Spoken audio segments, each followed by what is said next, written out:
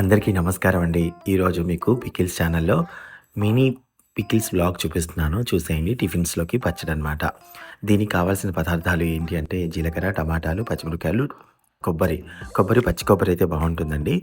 చేసే విధానం చెప్తాను. మీ ఇంట్లో అమ్మమ్మలు, పెద్దవాళ్ళు ఎవరైనా ఇలానే చేసేవాళ్ళేమో ఒకసారి నాకు కూడా కామెంట్ రూపంలో తెలియచేయండి.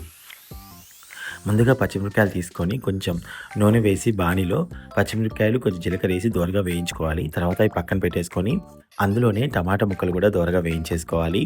మీకు కొబ్బరి కూడా వేయించుకోవాలి అనుకుంటే వేయించండి. నేను ఒక్కొక్కసారి వేయించను అనమాట. ఆ పచ్చి ఫ్లేవర్‌తోనే నేను చేసుకుంటూ ఉంటాను. అవి కూడా కావాలంటే వేయించేసుకోండి. దోరగా చిన్న మంట మీద వేయించుకుంటేనే బావుంటుంది. నేను ఇక్కడ దోరగా ఉన్నాయి కొంచెం దళసరిగా ఉన్న టమాటా ముక్కలు తీసుకున్నాను. వాటిని గుజ్జుగా అంటే మూత పెట్టుకోకుండా మూత తీసేసి దోరగా ఇలా వేయించుకున్నాననమాట. ఇప్పుడు ఒక మిక్సీ జార్‌లో పూర్తిగా చల్లారిన తర్వాత తీసుకొని అందులో తగినంత ఉప్పు వేసి టమాటా ముక్కలు కూడా దాంట్లో వేసుకునే ముందే దీంట్లో కొంచెం 4, 5 వెల్లిపాయ రెమ్మలు వేసి ఒక్కసారి మిక్సీని అలా ఆడించండి. ఎందుకంటే కొబ్బరి వేస్తున్నాం కాబట్టి ఫస్ట్ మిక్సీలో అలా ఆడించేసిన తర్వాత దాని తర్వాత మీరు టమాటాని యాడ్ చేస్తే బావుంటుంది.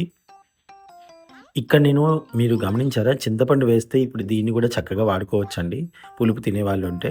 లేదు అంటే అలా గూడా కొబ్బరి పొడిని వాడుకోవచ్చు మీరు. ఎందుకంటే కొబ్బరి పచ్చడి అయిపోయినట్టే దాదాపుగా.